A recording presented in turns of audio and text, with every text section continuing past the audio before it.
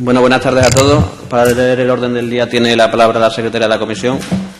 Gracias, señor presidente. Reunión de la Comisión de Asuntos Europeos con el siguiente orden del día. Punto número 1, lectura y aprobación, en su caso, del acta de la sesión anterior. Punto número 2, comparecencias de otras entidades o personas. Comparecencia de otras entidades o personas de doña María Auxiliadora Correa Zamora, eurodiputada, a los efectos de informar ante esta Comisión de Asuntos Europeos sobre las líneas de actuación del Parlamento Europeo en materia social y económica en la presente legislatura, así como sobre los objetivos a desarrollar en tales materias en la próxima, con especial atención a la incidencia sobre Extremadura, formulada por la quinta parte de los miembros de la Comisión pertenecientes al Grupo Parlamentario Popular Extremadura Unida. Bien, muchas gracias. Lo primero, darle la bienvenida a esta casa. Como dijimos al eurodiputado del Partido Socialista, exactamente igual. Esta es su casa y esperamos que venga más veces, las veces que quiera, o como eurodiputado, ya como ciudadano a pie, como al final decida o sean las circunstancias. Para justificar la comparecencia tiene la palabra la portavoz del Partido Popular, Extremadura Unida, por el tiempo de 5 minutos.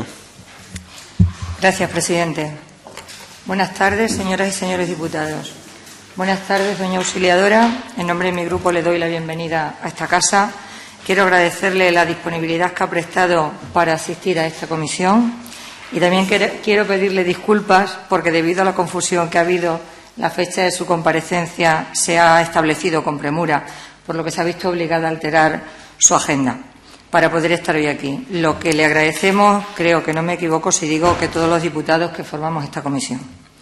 Voy a dar las razones por las que el Grupo Popular Extremadura Unida hemos pedido su comparecencia.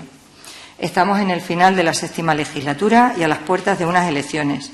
Por lo tanto, es un buen momento para hacer balance de lo que han supuesto estos últimos 5 años para Europa, para España y, por supuesto, para Extremadura. Y pensamos que nadie mejor que quien ha estado en el Parlamento Europeo participando de decisiones que han afectado a Extremadura y que, además, usted es extremeña, para venir al Parlamento extremeño a hacer ese balance. Nos gustaría que nos informara sobre las líneas de actuación del Parlamento Europeo en materia social y económica en esta legislatura, así como los objetivos a desarrollar en estas materias en la próxima. En materia económica, algo que es un pilar fundamental para la economía de Extremadura es la agricultura. El peso de la agricultura en Extremadura es mayor que en cualquier otra comunidad española. Sabemos que la reforma de la política agraria comunitaria ha generado muchos debates en Bruselas y también sabemos que usted se ha implicado en la lucha por defender los intereses de los agricultores y ganaderos, porque forma parte de la Comisión de Agricultura, como también lo hace en la Comisión de Comercio Internacional. Teniendo en cuenta que son dos áreas de vital importancia, que tanto una como otra influyen directamente en la economía de nuestro país y de nuestra comunidad, es por lo que le ruego que nos dé a conocer qué se ha hecho en Europa, desde Europa, pero también desde España y desde Extremadura, en esta legislatura que termina y que afecte a los intereses de los españoles y de los extremeños. Gracias, presidente. Muchas gracias. Tiene la palabra por 15 minutos la compareciente. Vamos a ser flexibles, así que si tiene algo más que decir de 15 minutos lo vamos a entender perfectamente. Muchas gracias, señor presidente. Muy buenas tardes a todos. Quiero, en primer lugar, decir que estoy encantada de estar aquí, en esta casa donde están representados todos los extremeños y todas las extremeñas. Decir también que estoy encantada de volver por segunda vez a esta Comisión de Asuntos Europeos a informarles de las cuestiones las que se me han pedido en materia económica, en materia social y en materia laboral. Me va a permitir el señor presidente que, en primer lugar, agradezca al Grupo Parlamentario del Partido Popular Extremadura Unida su petición para que yo esta tarde pueda estar aquí, en esta casa, para hacerles un balance de lo que ha sido esta 7ª legislatura, de lo que ha sido el trabajo propiamente dicho en el Parlamento Europeo en materia económica, en materia social y en materia laboral, y también los retos que tenemos para el futuro, para los próximos años en Europa.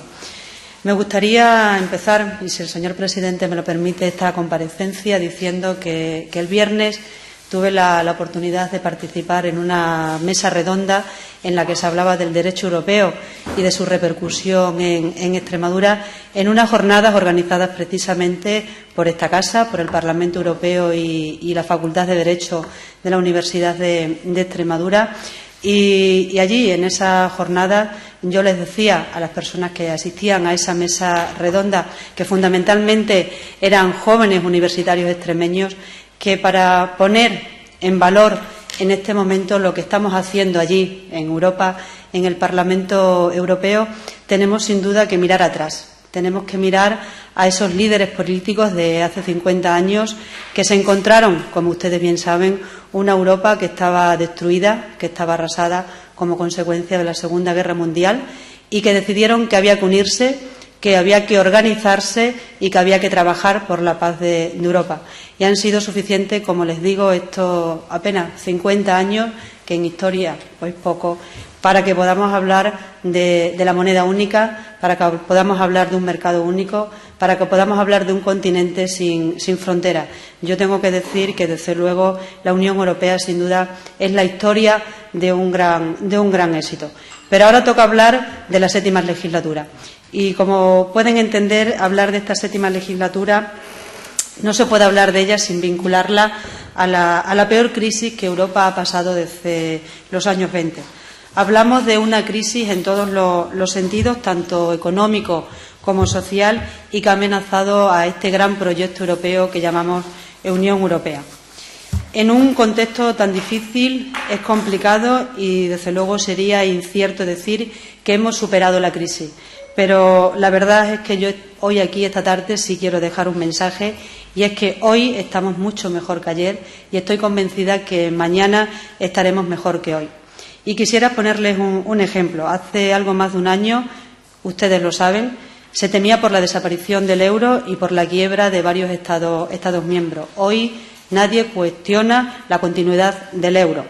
Se ha evitado la ruptura del euro y se están estabilizando los mercados gracias a las medidas y a la legislación adoptada por las instituciones europeas, entre ellas el Parlamento Europeo, por esa legislación también llevada a cabo por los Estados miembros y el compromiso del Banco Central Europeo para adoptar las medidas que sean necesarias para mantener el euro. En este sentido, la reforma de los mercados financieros, las medidas que se han adoptado por Bruselas, el compromiso para avanzar hacia esa auténtica unión económica y monetaria, sin duda han sido claves para despejar todas las dudas sobre la ruptura del euro y para estabilizar los mercados. Las turbulencias, esas de las que yo hablaba hace un año, afortunadamente ya van quedando atrás, y ahora es necesario que la estabilidad financiera y la significativa mejora de la situación económica tenga su traslación también a la economía real. Estoy convencida que esto irá sucediendo de forma paulatina gracias a las reformas que, como les digo, se están emprendiendo desde la Unión, tanto en la Unión Europea como en los Estados miembros, y al esfuerzo por garantizar la sostenibilidad de las cuentas públicas. Este proceso ya puede apreciarse en España cada vez con más claridad. Y aquí me van a permitir que sea optimista. Hoy España tiene más futuro que hace un par de años, cuando nuestro país estaba prácticamente en todas las quinielas para sufrir un rescate. A día de hoy nadie habla de rescate y nadie duda de la sostenibilidad de la economía española. Y estoy segura que este año, este 2014, vendrá marcado por el crecimiento, y aunque todavía es verdad que en cifras altamente preocupantes ya se ha comenzado a revertir la dramática situación del desempleo.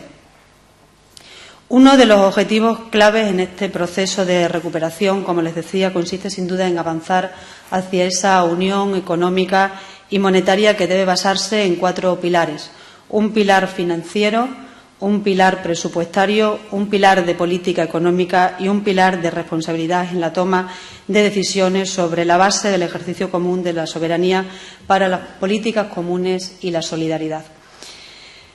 Un momento clave que, para avanzar hacia esa unión económica y monetaria, es sin duda necesaria la creación de una unión bancaria. Unión bancaria que debe estar también basada en 3 pilares: un mecanismo de supervisión único, un mecanismo de resolución de crisis bancarias y otro mecanismo de garantía de depósitos. Decirles que de igual importancia es el proseguir con una consolidación fiscal diferenciada que favorezca el crecimiento, que garantice la sostenibilidad de nuestras cuentas públicas y del estado del bienestar. La Unión Europea está apostando en estos momentos por continuar con la consolidación fiscal para asegurar esta sostenibilidad, pero a un ritmo que no impida el crecimiento y siempre de una manera diferenciada, atendiendo a la situación de cada país. En este sentido, he de decir que las negociaciones del Gobierno de España fueron en su momento claves para conseguir una prórroga de 2 años para cumplir con nuestros compromisos de reducción de déficit. Y, sin duda, un papel esencial en este proceso de recuperación será el desempeñado por las pequeñas y medianas empresas.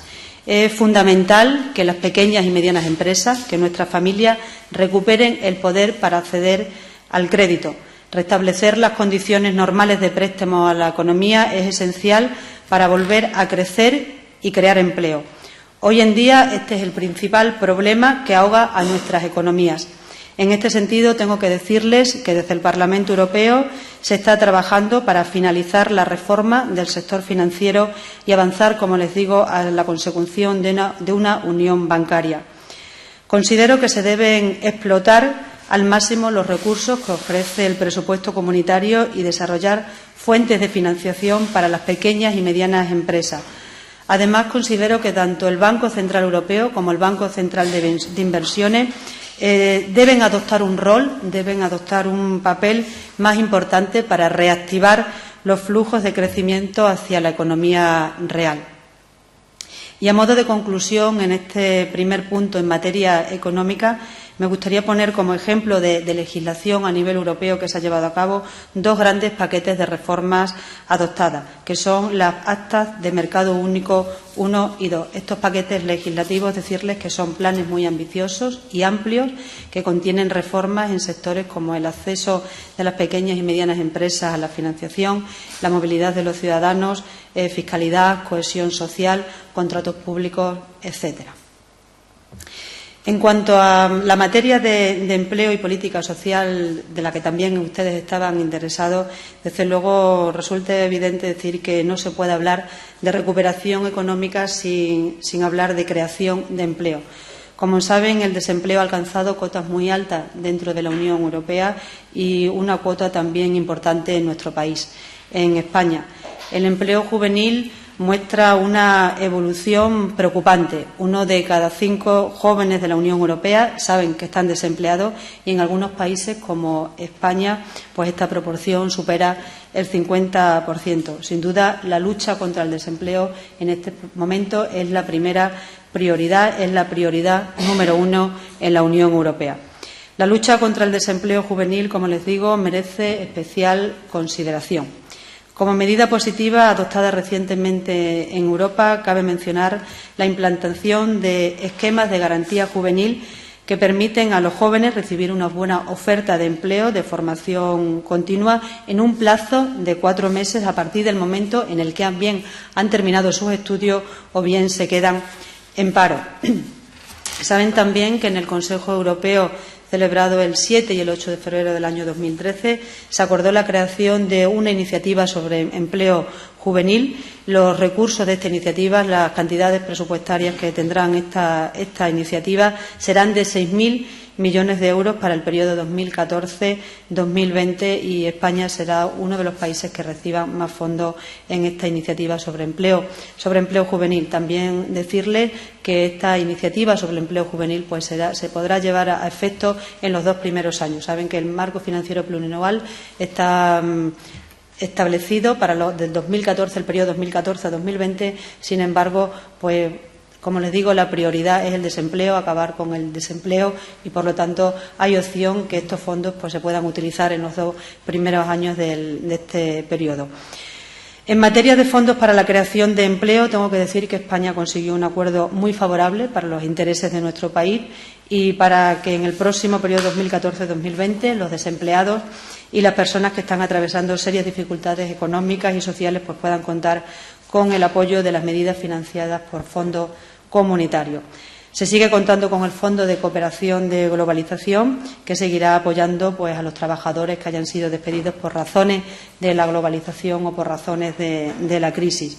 Se seguirá contando con el Fondo Social Europeo, que continuará siendo la herramienta principal en la Unión Europea, y también ese fondo de ayuda para los más necesitados, que se apoyará financieramente al reparto de alimentos, como les digo, para los más necesitados, y también para la provisión de ropa y de otros bienes de primera necesidad que puedan tener los sin techo, y para los niños en situaciones económicas graves. Como les digo, la lucha contra el desempleo en estos momentos es la primera prioridad para la Unión Europea. Me gustaría también hacerles aquí alguna alusión en relación a los objetivos de la Estrategia 2020 en materia de empleo y política social. La crisis, desde luego, ha impedido que se realicen avances, lo que puedan decirse significativos, para alcanzar los objetivos de la Estrategia 2020 en materia de empleo y política social. Considero que una vez que se haya alcanzado la estabilidad financiera, deben ponerse otra vez de nuevo el acento en conseguir estos objetivos en materia social y de empleo en la Estrategia 2020. Objetivos como mejorar los sistemas educativos y de formación. No cabe duda que para avanzar en materia social y de empleo resulta fundamental mejorar los sistemas educativos y de formación. En el 2020 las tasas de abandono escolar deberán haberse reducido al menos del 10%. Esto es uno de los objetivos para esta Estrategia 2020.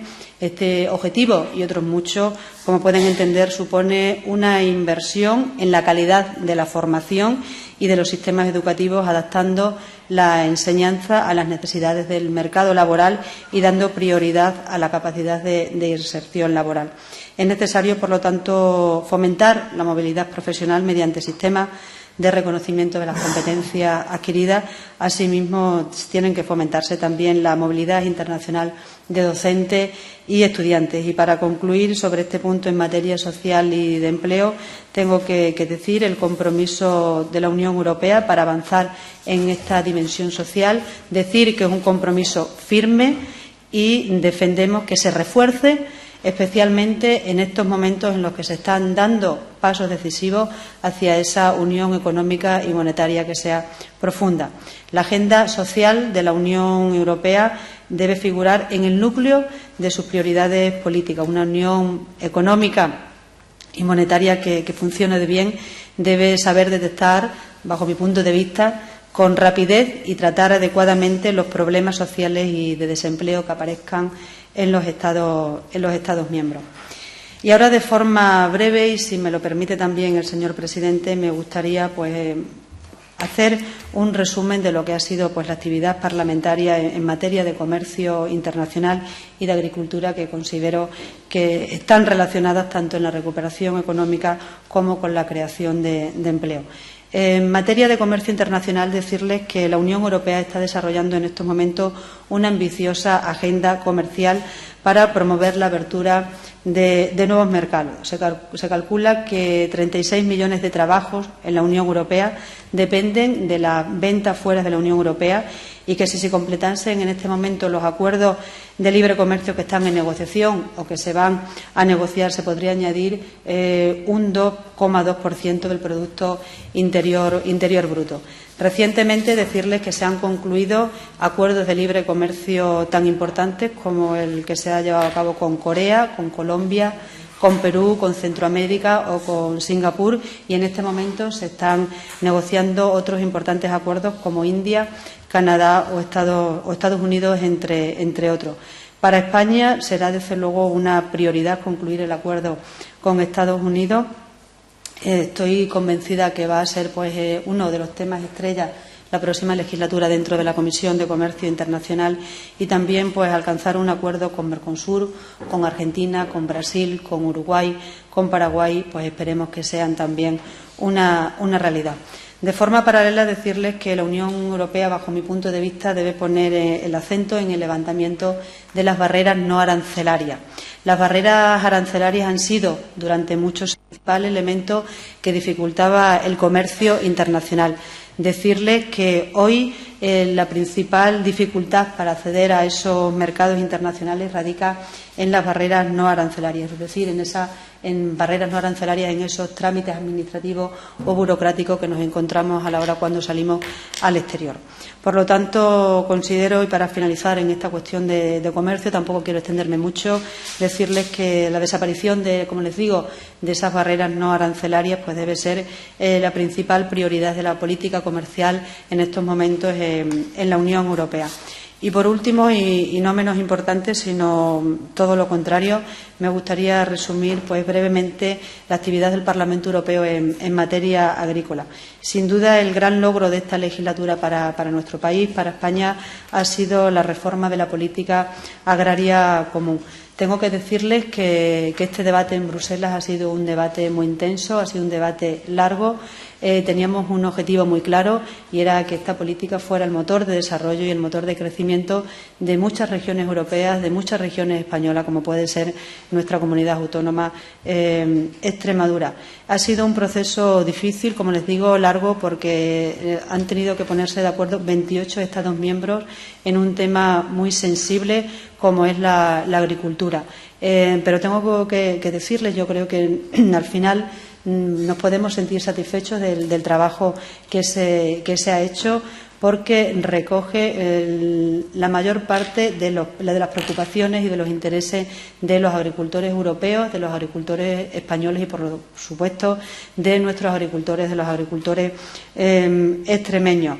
En líneas generales, decir que cuando se comenzó esta negociación había pues una serie de cuestiones que nos preocupaban, y la principal de ellas era en relación al presupuesto, con qué presupuesto se iba a contar para esta política. Yo tengo que decir aquí hoy que España recibirá 47.000 millones de euros.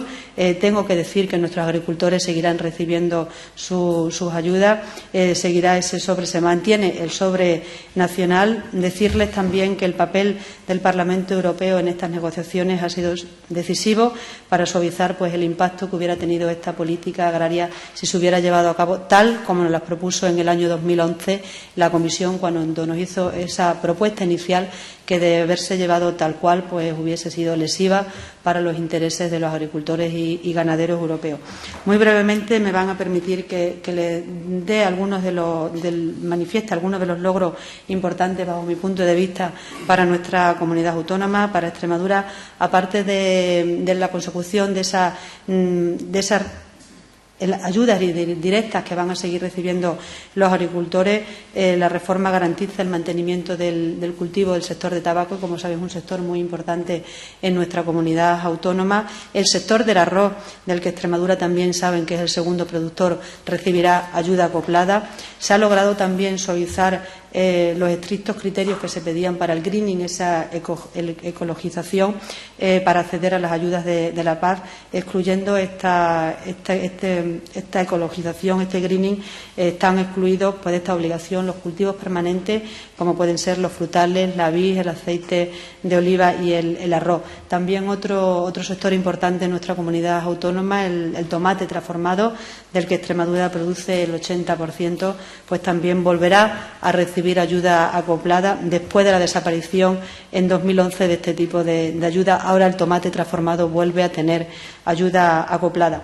Otros sectores extremeños como pues, los vinos, las vacas nodrizas, frutos de cáscara, etcétera, también recibirán ayuda a la producción. Otra cuestión importante, y que ya hice yo mención en mi primera intervención en esta comparecencia, es que sostiene una mejora sustancial en el régimen de entrada de tomates frescos de países terceros, lo que evitará esas irregularidades detectadas en el pasado en las importaciones de tomates originarios de Marruecos, que eran una de las grandes preocupaciones para nuestros agricultores españoles y muy particularmente para los agricultores extremeños. Se introduce también en esta nueva reforma una definición que yo considero muy importante, que es la del agricultor activo, porque se tiende a lograr una mayor profesionalización del sector agrario.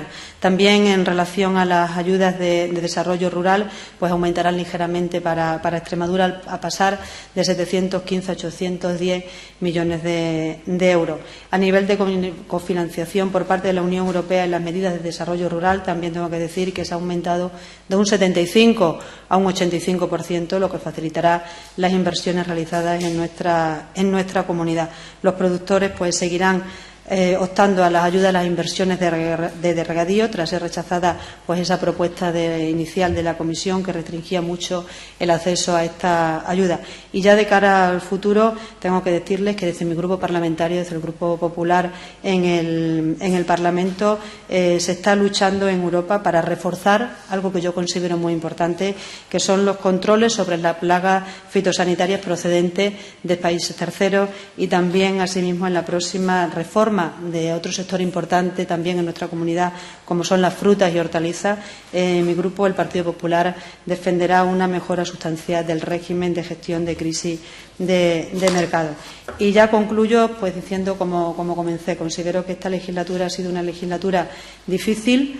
Quizás pues ha pasado ahora en Europa pues haya pasado por un momento complicado, quizás el más complicado desde que se constituyó en 1950, pero también se han conseguido muchos logros. Tenemos muchos retos por delante que estoy convencido pues con el trabajo y con la unidad de todos lo vamos a conseguir, porque no podemos olvidarnos que la Unión Europea es motor de desarrollo y motor de crecimiento. Muchas gracias.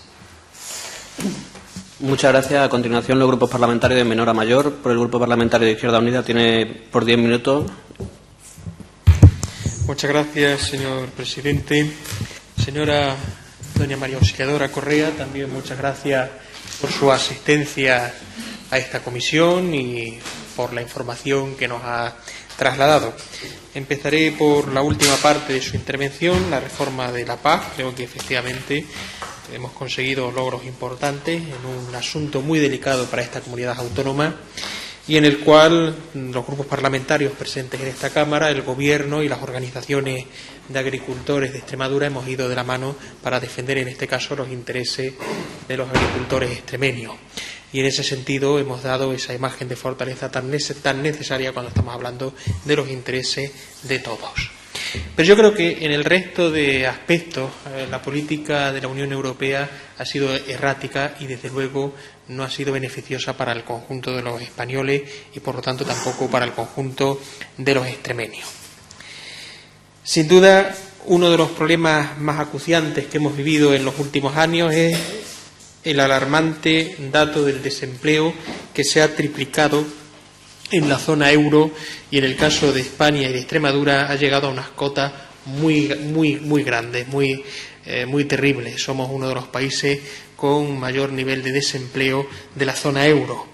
También ha aumentado la pobreza y la marginación, con 120 millones de europeos en riesgo de pobreza, y desde luego también en el caso de España nos encontramos en el ranking de los primeros países con número de pobres, con personas empobrecidas por la gestión de la crisis. Y hasta el momento las instituciones de la Unión Europea no han querido centrar su trabajo en resolver la vida, en dar una oportunidad a esos 120 millones de pobres europeos, a esos miles de millones de personas en desempleo o a los jóvenes que no tienen asegurado un futuro. Las prioridades de la Unión Europea, de las instituciones de la Unión Europea, han sido macroeconómicas. Usted lo decía, y yo coincido, lo importante ha sido la estabilidad financiera.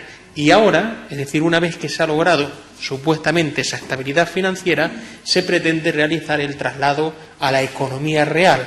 Pero durante 5 años en los que ha ido aumentando el desempleo, la pobreza, en la que los servicios públicos han caído, la prioridad de las instituciones europeas no ha sido precisamente solventar los problemas y dificultades de los hogares y de las familias europeas, sino exclusivamente atender a criterios macroeconómicos. Y, por lo tanto, eso ha tenido un coste terrible. La crisis económica ha afectado a miles de millones de personas, a miles de millones de hogares. Ha cerrado el crédito a miles de empresas. Ha generado millones de parados. Y ha desequilibrado, en último lugar, las cuentas. Para cualquier persona que tuviera un criterio mínimamente humanista, las prioridades hubieran sido salvar a las personas, crear empleo, fomentar e impedir que las empresas sigan cayendo y, en último lugar, la estabilidad financiera. Sin embargo, ese criterio, que digo es simplemente humanista, no es el que ha primado. Al contrario, lo primero y más importante, estabilidad en las cuentas públicas, en las cuentas del Estado. Y si eso significaba reducir derechos sociales, se reducían sin el más mínimo inconveniente, a pesar de las dificultades por las que estaban pasando los ciudadanos. Y solo ahora empezamos a hablar de cómo vamos a resolver el problema de las personas que llevan 5 años soportando el grueso de una crisis económica, mientras veían cómo los dineros se destinaban a rescatar bancos, o en el caso de España muy recientemente, a rescatar autovías, mientras se dejaba en la cuneta a esa familia sin dinero para dependencia, con una peor calidad sanitaria, con una peor calidad educativa, sin dinero para prestaciones, sin ayuda, confiándoles en todo caso el cuidado a organizaciones privadas de caridad. Por lo tanto, es entendible el descrédito en el que han caído las instituciones europeas más interesadas en salvaguardar los intereses de algunas naciones en concreto en detrimento de otras naciones del sur. Y en la construcción de la Unión Europea, que esta fuerza política siempre ha defendido, nosotros hemos dicho que no hemos llegado a construir una Unión Europea, nosotros hemos construido un mercado común, una moneda europea común, pero no hemos creado una Unión Europea política. No tenemos unos derechos sociales y laborales similares para el conjunto. No tenemos garantizado, ahora cada vez menos, la libertad incluso de movimiento de las personas, donde estamos viendo cómo se empiezan a poner requisitos a ciudadanos europeos para poder residir en países miembros de la Unión Europea, no digamos ya en países que no pertenecen a la Unión Europea, aunque tengan relaciones comerciales preferentes. Pero incluso en países dentro de la Unión Europea se empiezan a poner requisitos para que no residan ciudadanos de la Unión Europea en sus zonas, por ejemplo, el mantenimiento de puestos de trabajo de manera estable, si no, no podrían permanecer, recibiendo, por lo tanto, el tratamiento que recibe cualquier inmigrante. Es decir, estamos viendo cómo ha habido una unión económica, una unión de mercado financiero, pero no ha habido una unión política, con instituciones políticas fuertes, con instituciones políticas democráticas, con instituciones políticas supranacionales. Ha habido intereses de mercado supranacionales, puesto que las grandes empresas no tienen intereses nacionales, tienen intereses en capitales, tienen intereses económicos, pero no nacionales, y sin embargo no ha habido un interés supranacional de los gobiernos. Cada uno ha querido buscar el interés de sus cuestiones exclusivas, aunque fueran en detrimento del vecino. Y eso ha sido, sin ningún género de dudas, una de las cosas en las que no se ha avanzado en estos 5 años. Cuando comenzó la crisis económica, lo primero que anunciaron los gobiernos europeos y los principales responsables de la Unión Europea era un profundo cambio en el modelo financiero europeo. Aquello que hablaban de la reestructuración o reequilibrio del sistema capitalista, del sistema de mercado. Por citar, por ejemplo, la mención expresa que en su momento hizo el entonces presidente de la República Francesa, el señor Nicolas Sarkozy. Había que cambiar el sistema financiero europeo. Sin embargo, no se ha hecho. En estos 5 años no se ha modificado el sistema financiero europeo. No se ha cambiado los estatutos y protocolos del Banco Central Europeo y su independencia clara de la voluntad política expresada a través de los gobiernos. Nada de eso se ha modificado.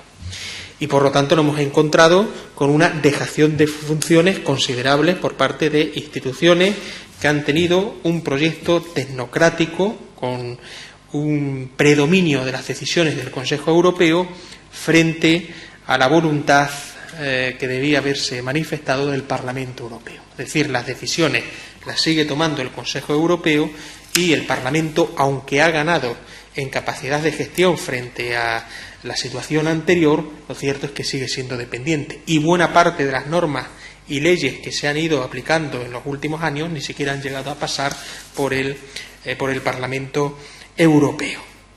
Por lo tanto, en ese sentido, nosotros somos muy críticos con lo que ha pasado en estos 5 años y con la labor que se ha realizado desde el Parlamento, mejor dicho, la no labor que se ha realizado desde el Parlamento porque no tenía ni competencias ni medios frente a decisiones tecnocráticas que se estaban adoptando y que se estaban asumiendo por instituciones no elegidas por los ciudadanos europeos.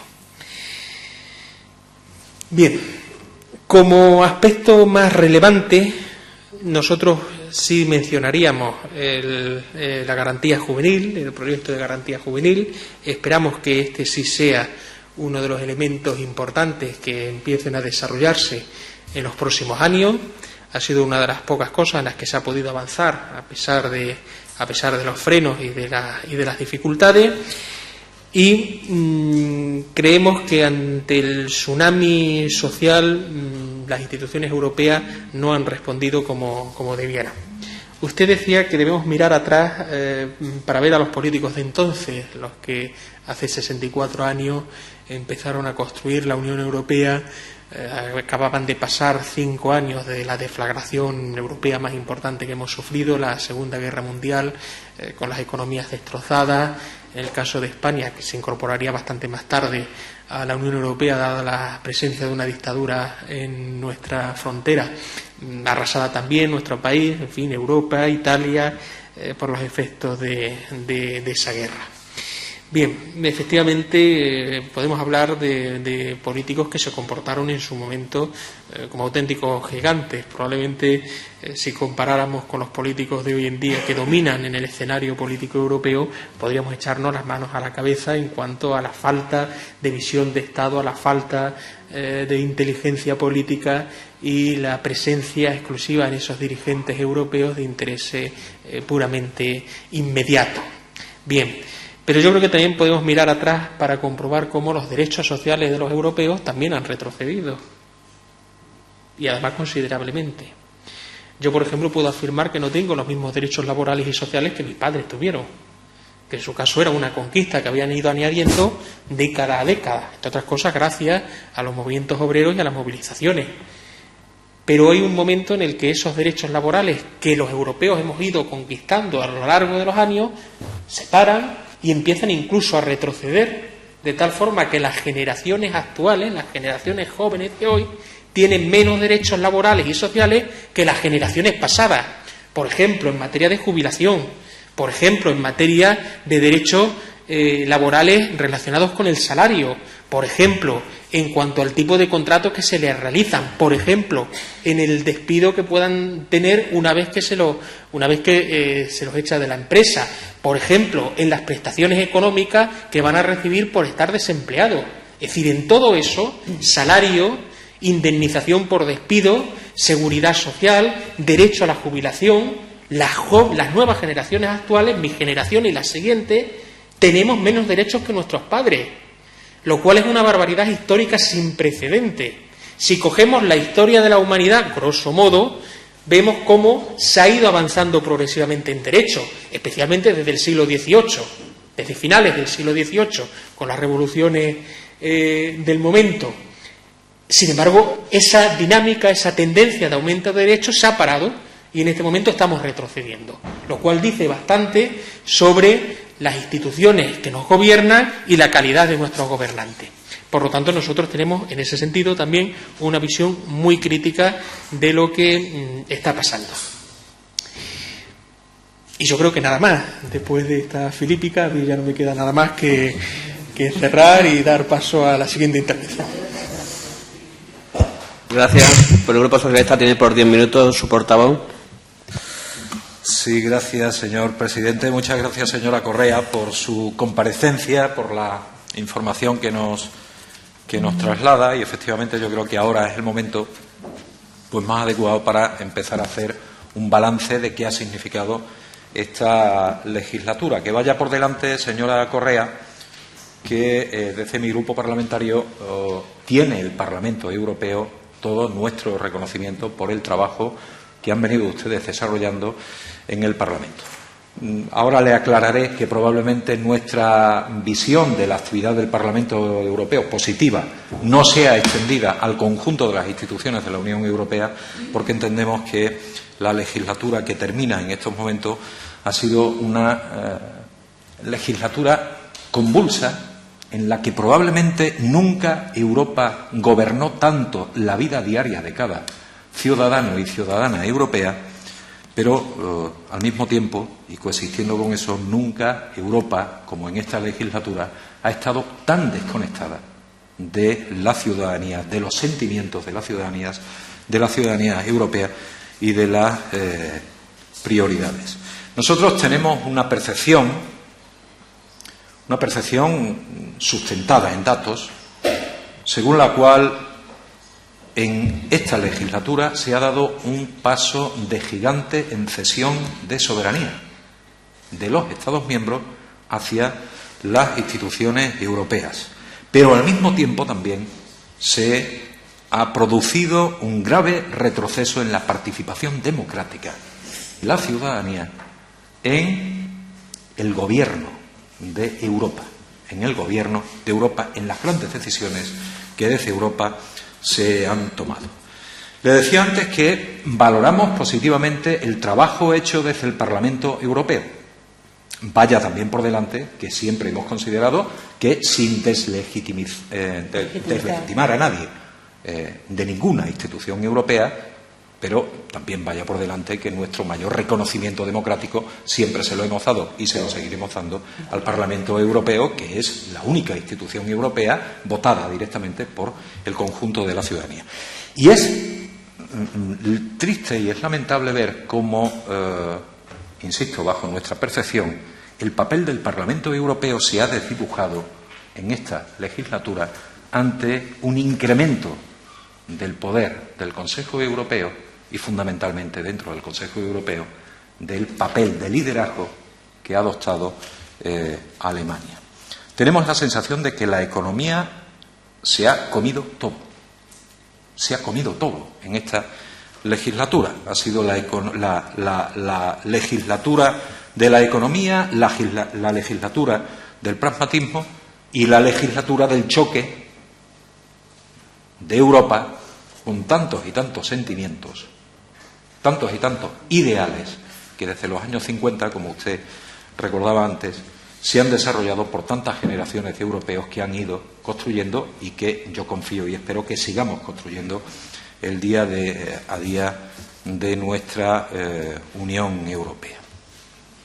Mire, y le decía, mientras esa economía, que parece habérselo comido todo, la economía de las grandes cifras, ha ido teniendo grandes problemas, las disparidades han ido incrementándose también con los problemas de la economía. El precio que ha tenido que pagar Europa, sus ciudadanos, España, sus ciudadanos, Extremadura, sus ciudadanos, por los problemas de la economía, ha sido demasiado alto, bajo nuestro punto de vista.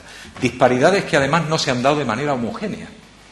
No se ha pagado el mismo precio por un problema de economía europeo, continental.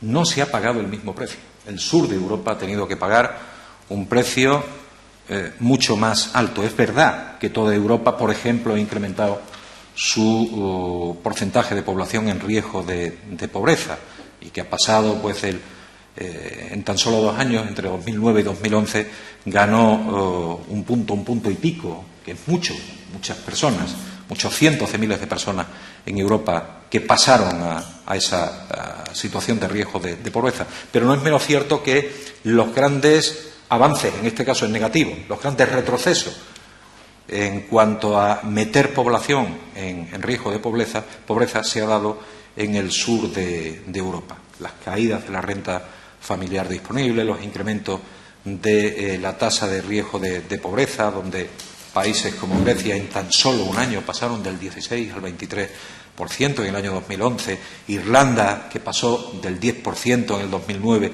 al 17% en el 2011, España, del 13,5% en el 2009 al 21,5% en el 2011. Hace poco leíamos un informe de situación de desigualdades y de problemas sociales en Europa y veíamos, pues, que España es uno de los países que más están padeciendo esa situación. El empleo, al que usted también se ha referido, pues es verdad que ha afectado en esta legislatura, como usted decía, o ha colocado en situación de dificultad al conjunto de Europa, pero especialmente aquí también al sur de Europa, fundamentalmente, ¿no? Destruyéndose empleo, perdiéndose calidad del empleo, elevándose a la categoría de empleo, aquello que no es más que subempleo, si me permiten la expresión coloquial y de calle, lo que es simple y llanamente basura laboral, y lo estamos elevando a esa categoría de empleo, probablemente porque la ausencia o la falta de empleo hace que al final la ciudadanía tenga que aceptar pues prácticamente lo que le echen, y aquí también el sur de Europa pues ha tenido que padecer, especialmente duplicando, incluso triplicando, con incrementos tan espectaculares como el incremento de desempleo que se ha dado en España, con una subida de 17 puntos en esta legislatura en las tasas de desempleo, derechos individuales, derechos colectivos que el Parlamento Europeo no ha logrado. Y fíjese lo que le digo, reconociendo y sabiendo que ustedes han intentado proteger esos derechos individuales, esos derechos colectivos del conjunto de la ciudadanía, pero desgraciadamente no hemos logrado entre todos proteger esos derechos individuales y esos derechos colectivos, ¿no?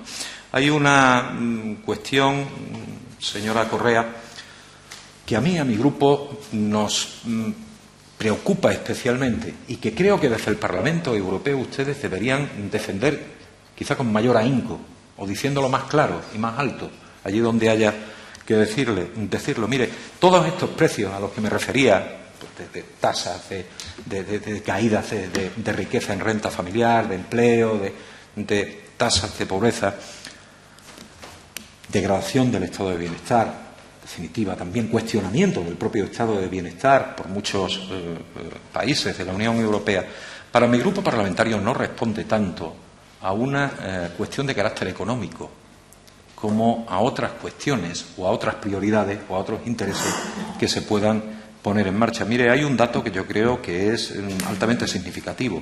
Cuando entrada ya la crisis, pero los primeros pasos de la crisis en el año 2009, en Europa generábamos una riqueza de casi 12 billones, 11,8 billones de euros al año. Bien avanzada la crisis, el año pasado, el último dato que tenemos, en Europa no se produce menos. En Europa, el PIB europeo, que con el que hemos cerrado en el año 2013, ha sido de 13,1 billones de euros. 11,8, hemos pasado a 13,1 billones de euros. Ha habido un crecimiento de la generación de riqueza en el continente europeo. Y, sin embargo, estamos asistiendo a ese debate machacón, continuo. No se puede mantener el estado de bienestar europeo. Europa no es competitiva con este estado de bienestar. No hay tanto, bajo nuestro punto de vista, un origen de carácter económico o economicista en el mantenimiento del estado de bienestar como, por otra parte, lo que pueda haber pues, de otro tipo de intereses o de cuestionar los mecanismos de reparto de la riqueza que se genere o de las cuantías con las que se reparte la riqueza, por una parte al conjunto de la población y por otra parte a las unidades de producción, a las empresas, a los inversores, etcétera, etcétera. Y voy a ir terminando, señora Correa, pues con alguna cuestión puntual y concreta con respecto a cosas que usted ha citado. Mire, el tema de garantía juvenil, que es un tema que yo creo que todos valoramos positivamente, una política estratégica para Europa absolutamente necesaria. Sin esa estrategia del empleo juvenil no hay futuro para nuestro continente, ni para nuestro país, ni para nuestra región.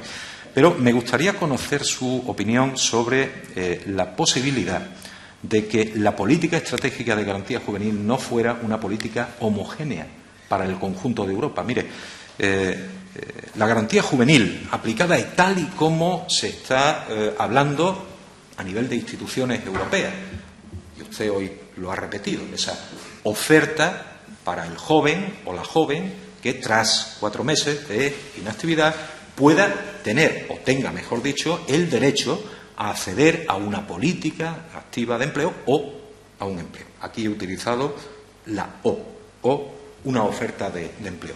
Mire, en Alemania probablemente sea un gran avance. Claro que lo es. Usted sabe que en Alemania, por ejemplo, las políticas activas de empleo no se reparten, no se efectúan para el conjunto de la población de manera gratuita. En Alemania hay que pagar prácticamente todo, incluida la formación profesional.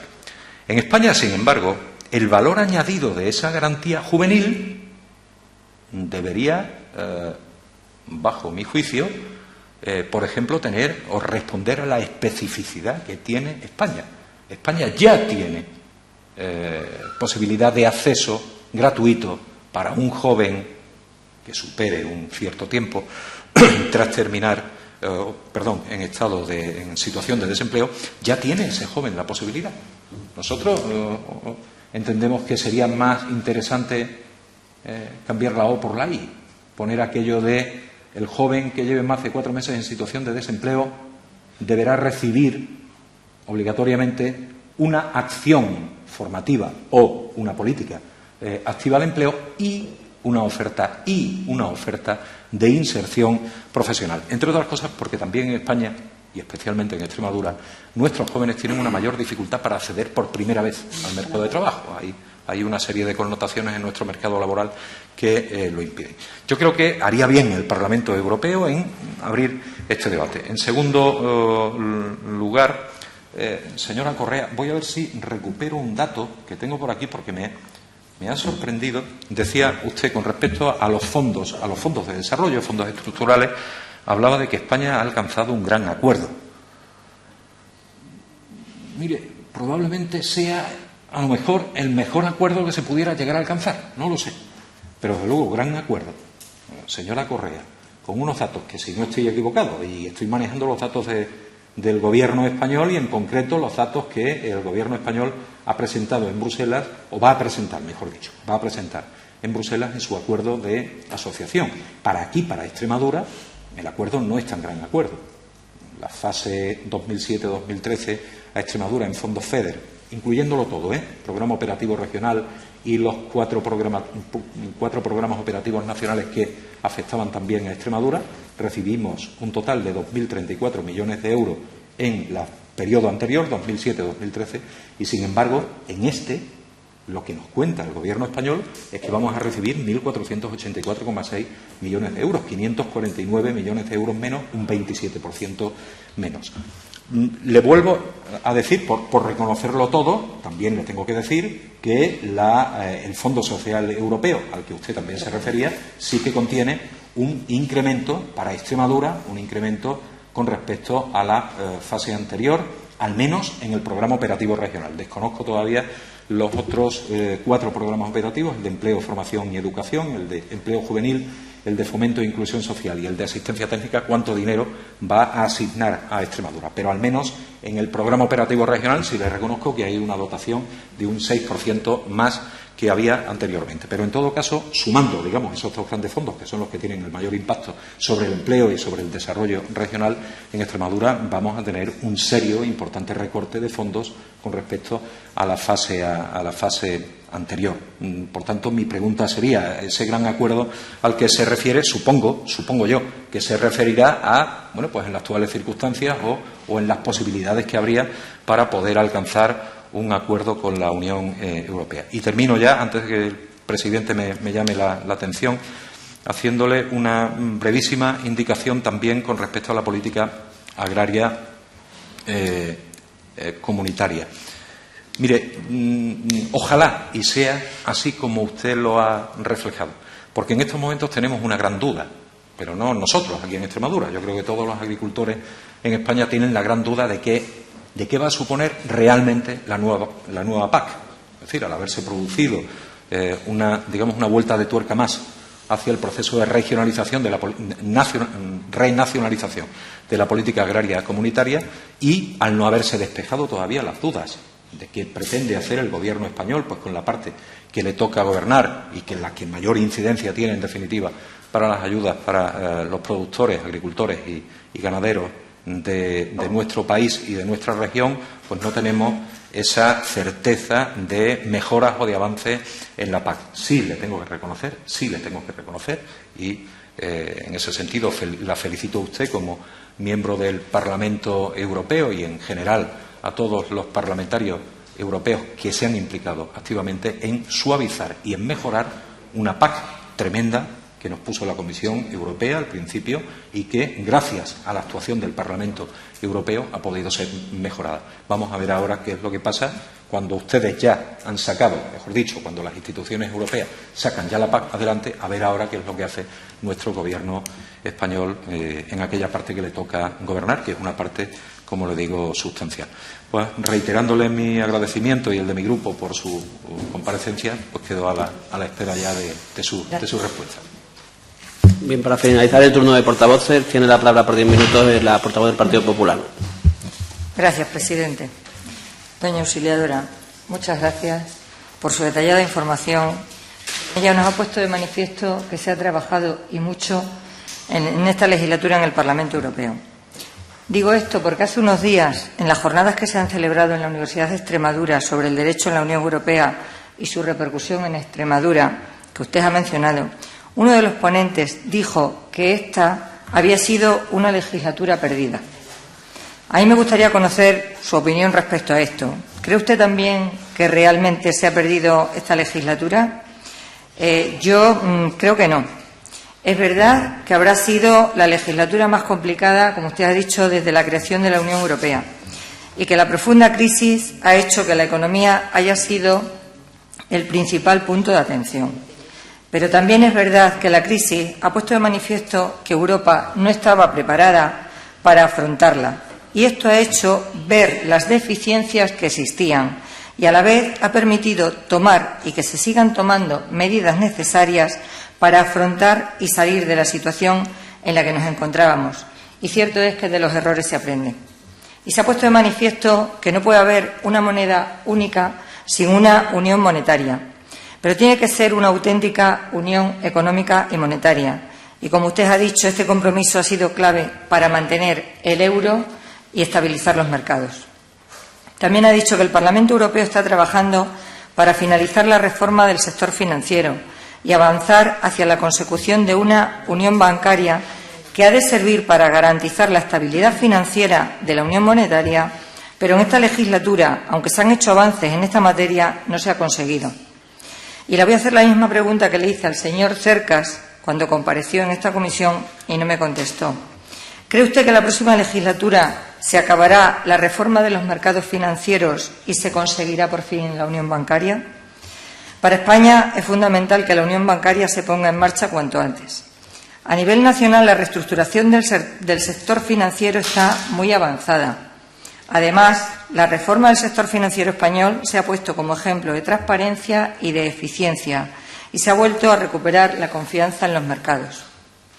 Y usted lo ha dicho también. Hay que proseguir con una consolidación fiscal diferenciada que favorezca el crecimiento, que garantice la sostenibilidad de nuestras cuentas públicas y del estado del bienestar. Conviene recordar que la pésima situación en la que pasados gobiernos dejaron las cuentas públicas de varios países originó una crisis de deuda soberana que obligó a adoptar durísimos ajustes presupuestarios y medidas extraordinarias para evitar la quiebra de estos países, entre ellos el nuestro. Como usted ha dicho, y esto no se nos debe olvidar, hace 2 años España estaba a punto de ser rescatada. La prima de riesgo entonces alcanzaba los 700 puntos básicos. A día de hoy la prima de riesgo está en 162 puntos básicos, un nivel que no se alcanzaba desde el año 2010. Y claro que el Gobierno de España, ante la situación que se encontró, tuvo que hacer durísimos ajustes presupuestarios y tomar medidas extraordinarias para evitar la quiebra. Y gracias a eso España no fue rescatada. Y gracias a eso los inversores vuelven a mostrar un enorme interés por la deuda española. Hoy nadie habla de rescate, como usted ha dicho, y nadie duda de la sostenibilidad de la economía española. Hoy, con una situación macroeconómica mucho más positiva y con estabilidad financiera, están llegando el crecimiento y la generación de empleo. Un empleo de este entorno más positivo, un ejemplo de este entorno más positivo es la evolución del sector exterior, la mejora de la competitividad, un sector financiero saneado y seguro, unas cuentas públicas que empiezan a ser sostenibles y que podrán garantizar en el futuro el mantenimiento del estado de bienestar y, por fin, datos de empleo esperanzadores que, sin duda, mejorarán y se consolidarán. En cuanto al empleo, totalmente de acuerdo con usted. La lucha contra el desempleo debe tener una especial consideración, sobre todo el desempleo juvenil. Desde mi grupo esperamos que las medidas establecidas en la iniciativa sobre empleo juvenil y, en particular, la garantía juvenil, den los resultados que todos deseamos y que se alcancen los objetivos de la Estrategia 2020. En este sentido, Extremadura tiene preparada su Estrategia Regional de Investigación e Innovación para la Especialización Inteligente, en la que, como usted sabe, se identifican las áreas en las que Extremadura puede ser excelente para centrar el desarrollo económico de los próximos años, que son el sector agroalimentario, las energías renovables, el turismo, las ciencias de la vida y las tecnologías de la información y la comunicación.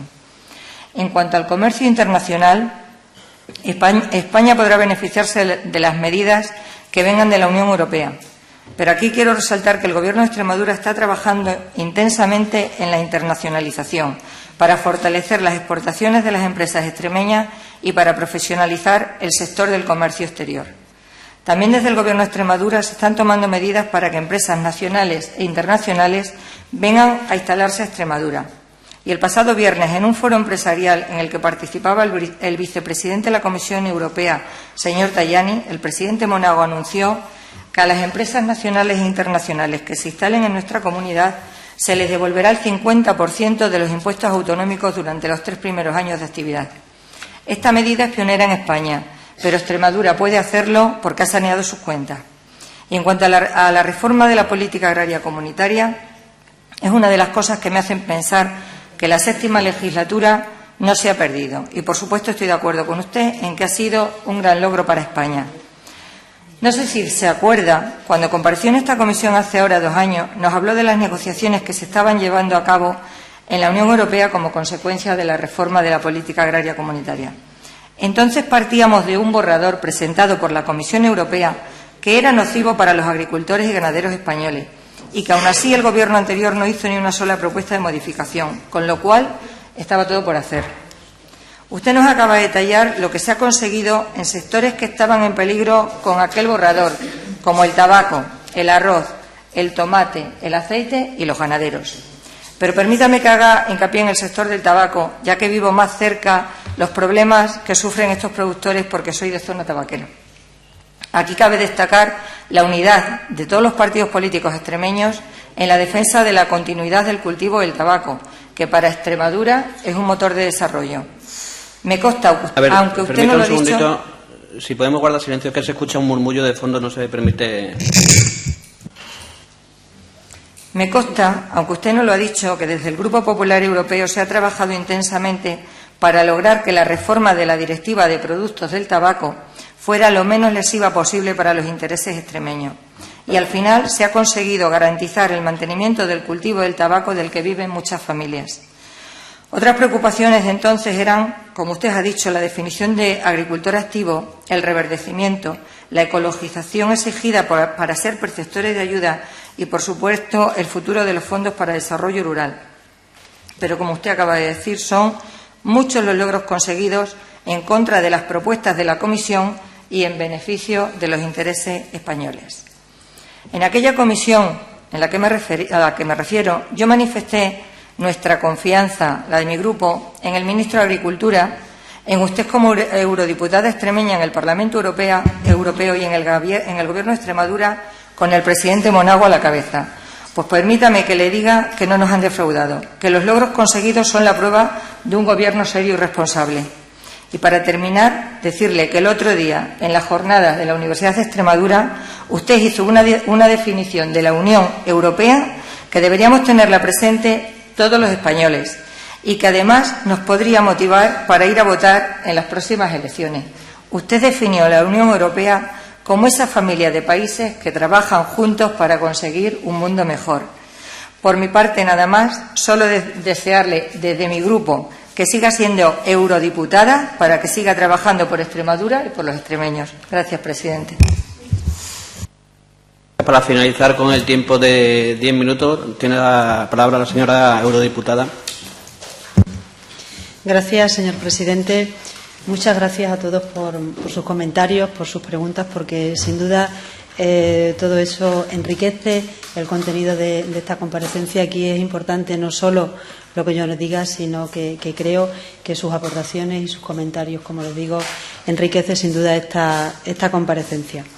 Me van a permitir que en este tiempo, en estos 10 minutos que creo que me ha dado la presidencia, les haga una serie de reflexiones con las que yo creo pues, que puedan quedar contestadas las cuestiones que me han planteado. Se ha dicho aquí, bueno, por parte del representante de Izquierda Unida, que Izquierda Unida, su partido, es muy crítico con la no labor que se ha hecho desde el Parlamento Europeo.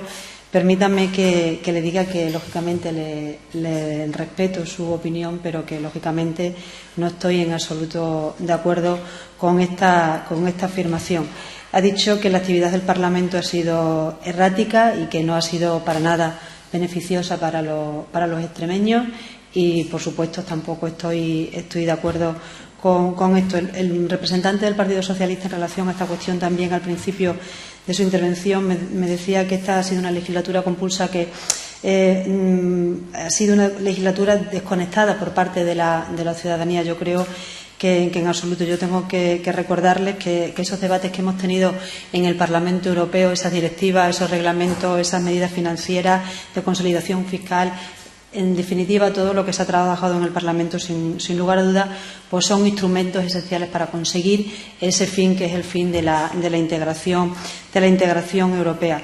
Se decía aquí también que ha habido dejación de funciones por parte de las instituciones. Yo creo que la unión del continente europeo se basa en ese sentimiento compartido de pertenecer a una comunidad de valores, que yo creo que es muy importante, como muy bien recoge el artículo 2 del Tratado de la Unión Europea, esos valores como son la dignidad, la libertad, la igualdad, el Estado de Derecho y el respeto de los derechos humanos, y creo, sinceramente, que por eso trabajamos todos y cada uno de los parlamentarios que en este momento tenemos la suerte y el honor de ser allí en Bruselas. En este caso, mi caso, ser la voz de los españoles, pero también ser la voz de los extremeños en el Parlamento Europeo. Hablaba también de esa desconexión de la ciudadanía. Yo creo que las sucesivas ampliaciones a lo largo de la historia, desde esos 6 países fundadores de la Unión Europea hasta llegar a los 28 Estados que ahora formamos la Unión Europea, yo creo que son el mayor ejemplo de superación de conflictos y de la voluntad de compartir cada día ese proyecto común, ese proyecto europeo, como les digo, de libertad, de justicia y de prosperidad. Me han comentado también, pues creo que los 3 representantes de los 3 grupos políticos, Izquierda Unida y el PSOE, me hacía referencia. Izquierda Unida, bueno, pues que solo se han tenido en cuenta esas cuestiones macroeconómicas. El portavoz del Partido Socialista me decía que también que todo parece que se ha centrado en el tema económico. La representante del Partido Popular abogaba por esa unión económica, y tengo que decirles que yo pienso que en este momento, cuanto más integrados estén los mercados y más abiertas estén nuestras economías, habrá menos problemas, surgirán menos situaciones diferenciadas, difíciles de resolver, y sin duda pues seremos más eficientes. Yo en este sentido tengo que recordarles aquí que la Comisión Europea presentó 2 instrumentos con el fin de reforzar la coordinación e integración de la política económica. Un instrumento de coordinación es ante de las grandes reformas económicas. Esto significa que incluye el compromiso por parte de los Estados miembros de la Unión Económica y Monetaria de discutir y de coordinar esas reformas antes de ponerlas, que se implanten esas medidas, y otro instrumento de convergencia y competitividad que incluye un mecanismo de solidaridad y de contratos de acuerdo mutuo con el objeto de impulsar las medidas de reforma. Se ha hablado también de la unión bancaria. Me hacía alusión La representante del Partido Popular me preguntaba si se conseguirá en la 7ª legislatura esa unión bancaria. Le digo que en estos últimos años se han dado pasos firmes para que la integración europea se traduzca definitivamente en esa unión bancaria. Yo espero sinceramente que los parlamentarios que les toque trabajar en la próxima legislatura y las instituciones europeas trabajen en este sentido. Desde luego la unión bancaria nos va a permitir superar ese círculo vicioso entre la deuda soberana, que también se hacía aquí mención, y bancaria, y la fragmentación de los mercados financieros. Solo con una unión bancaria en la que la seguridad de los depósitos de los ciudadanos y las empresas dependan de la salud de cada banco y no de su nacionalidad, tendremos un euro robusto, que es lo importante. Esto, vuelvo a repetir, considero que es muy importante para restablecer eso que yo les decía en mi primera intervención, que es el crédito a las pequeñas y medianas empresas, que son las que deben permitirnos un sostenimiento, un crecimiento sostenido y generador de empleo.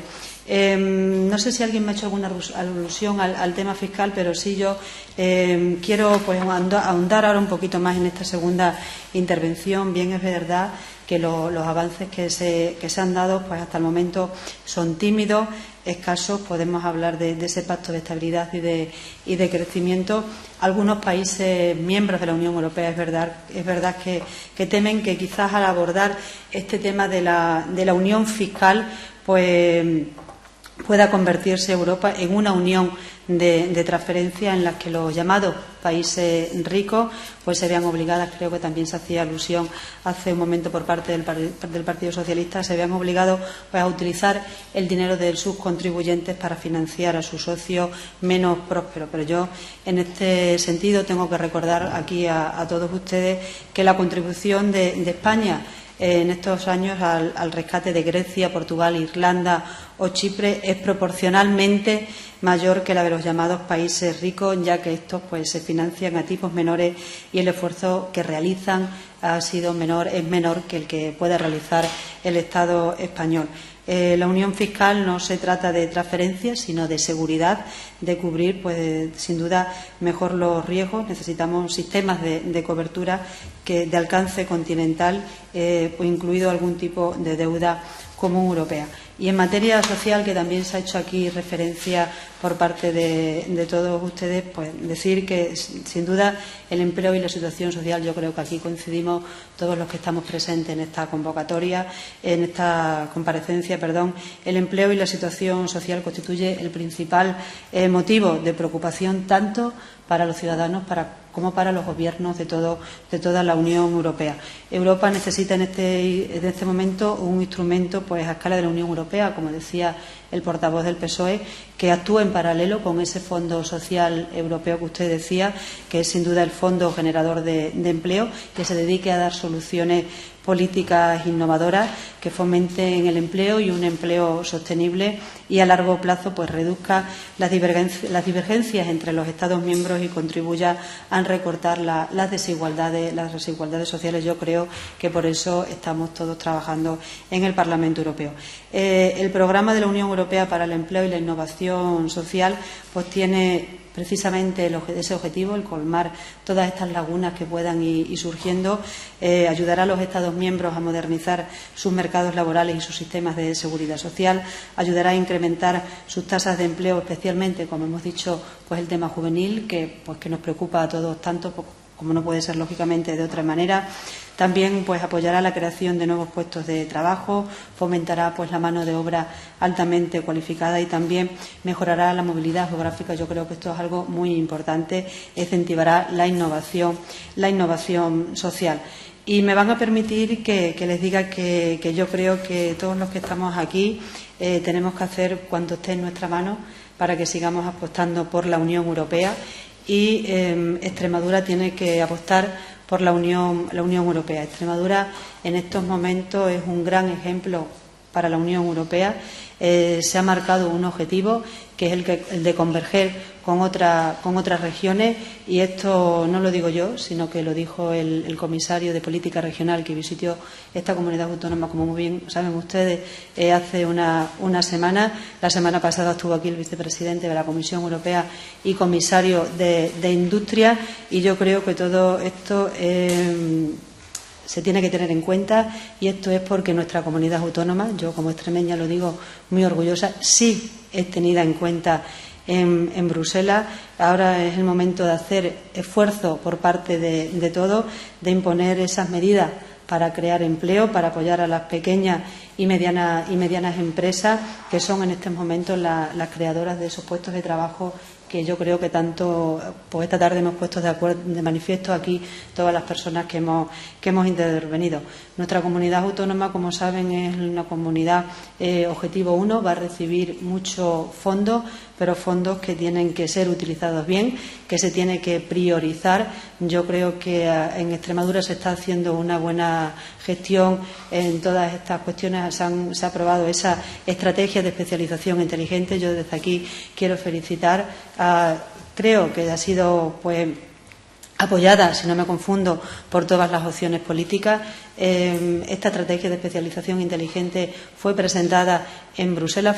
Nuestra comunidad autónoma, Extremadura, ha sido la primera comunidad autónoma que ha presentado en Bruselas esta estrategia de especialización inteligente. Yo creo que aquí el Gobierno ha dado un paso atrás para que los ciudadanos den un paso adelante. Sean partícipes, como les digo, se van a recibir muchos fondos, pero se ha querido que la sociedad civil sea la que esté implicada, la que diga dónde hay que utilizar esos fondos y cuáles son las prioridades en las que emplear estos fondos. Nuestra comunidad autónoma, ya lo decía también la portavoz del Partido Popular, es una comunidad autónoma que ha cumplido y que, por lo tanto, es tenida en cuenta, como les digo, en Bruselas. Y yo creo que la visita de los comisarios no es causal, sino que es porque se vuelve a confiar en España, se vuelve a confiar en nuestra comunidad autónoma, en Extremadura. Como extremeña, decirles que me siento muy orgullosa que se presentara allí por primera vez mi comunidad autónoma fuera la que presentara esta estrategia en Bruselas. Nosotros, los extremeños, como les digo, esta comunidad autónoma es objetivo 1, recibirá muchos fondos, pero también yo creo que todos los extremeños y todas las extremeñas tenemos mucho que dar y mucho que aportar a la Unión Europea. Para finalizar, creo que es justo señalar que se han tomado decisiones importantes. Yo, como les decía, respecto las opiniones que se han dicho, que esta legislatura ha sido una legislatura un poco compulsa, una legislatura en la que no se ha hecho una gran labor, esa no labor que se ha dicho aquí por parte del representante de Izquierda Unida, pero yo creo que no ha sido una legislatura perdida. Ha sido una legislatura difícil, una legislatura compleja. Como les digo, yo me incorporé al Parlamento Europeo hace 2 años y era muy consciente de la situación por la que estaba pasando Europa. Se los decía al principio. Creo que era una situación peor y difícil por la que estaba pasando Europa desde que se constituyó. Pero era el momento de estar unidos y que se dieran por encima de todos esos principios que también definen a la Unión Europea, como es la unidad y la solidaridad. Por lo tanto, yo creo que ha sido una legislatura difícil en la que se ha conseguido muchos logros y en la que tenemos muchos retos por delante. Retos como, por ejemplo, en el sector agroalimentario. Yo, que formo parte de la Comisión de Agricultura del Parlamento, tenemos, desde luego, un gran logro, un gran reto, que es el de impulsar el sector agroalimentario como motor de crecimiento y de desarrollo. Tenemos que defender en las instituciones europeas, valorar que se valoren nuestras producciones agroalimentarias, no solo dentro de la Unión Europea, sino también fuera de la Unión Europea. Y es verdad que los ciudadanos esperan de nosotros respuestas rápidas y respuestas efectivas para la crisis. Hay que avanzar. Yo al menos pienso que hay que avanzar hacia una auténtica unión económica, monetaria, bancaria y fiscal. Queda mucho por hacer, es verdad, pero creo que los españoles tenemos que sentirnos orgullosos de los esfuerzos que se han realizado en este tiempo. Creo que tenemos que sentirnos orgullosos de haber contribuido a la estabilidad de Europa. Tenemos que sentirnos orgullosos de ese esfuerzo para haber evitado un rescate que hubiera sido de consecuencias negativas. Tenemos que sentirnos orgullosos de haber integrado la política económica española en el marco europeo. Tenemos que sentirnos orgullosos de conseguir que la prima de riesgo baje a niveles insostenibles, y yo creo pues que todo esto, para finalizar, pues va a servir para renovar la Unión Europea del siglo XXI. Yo el otro día leía el último Eurobarómetro que se publicaba, y leía que los ciudadanos españoles cada vez confían más en las instituciones europeas. Yo creo que necesitamos creer en Europa, y un ejemplo de ello pues ha sido esta situación de crisis, este periodo de crisis en el que se han llevado a cabo pues políticas importantes que han sido la solución y que serán la solución para los Estados miembros. Y también pues una de las instituciones, la institución mejor valorada para los ciudadanos, era el Parlamento Europeo. Y para terminar, definitivamente, decirles que yo soy de las que pienso que la Unión Europea es libertad, es prosperidad, es paz, es motor de desarrollo, es motor de crecimiento. Y yo siempre lo digo, si alguien estuvo presente pues estos días en la mesa de redonda el viernes, o me ha tenido ocasión de oírme en alguna ocasión, me lo habrá oído, y si me escucha en el futuro pues también me lo va a oír, porque lo voy a seguir diciendo. Yo creo que debemos sentirnos orgullosos y que tenemos que sentirnos privilegiados de formar parte de la Unión Europea, de este gran acontecimiento, de este proceso histórico que ha sido reconocedor y merecedor del Premio Nobel de la Paz. Muchas gracias. Gracias. Puede abandonar si quiere la sala. Le agradecemos otra vez la comparecencia. Nos ha quedado un punto, si no le importa, no hemos terminado la comisión. Nos ha quedado un punto antes que nos hemos saltado, que es el de la aprobación de la sesión anterior. Nadie tiene ningún problema, ¿no? Pero es una obligación que tiene que hacer la mesa. Sustanciado el orden del día. Se no aprobáis el acta.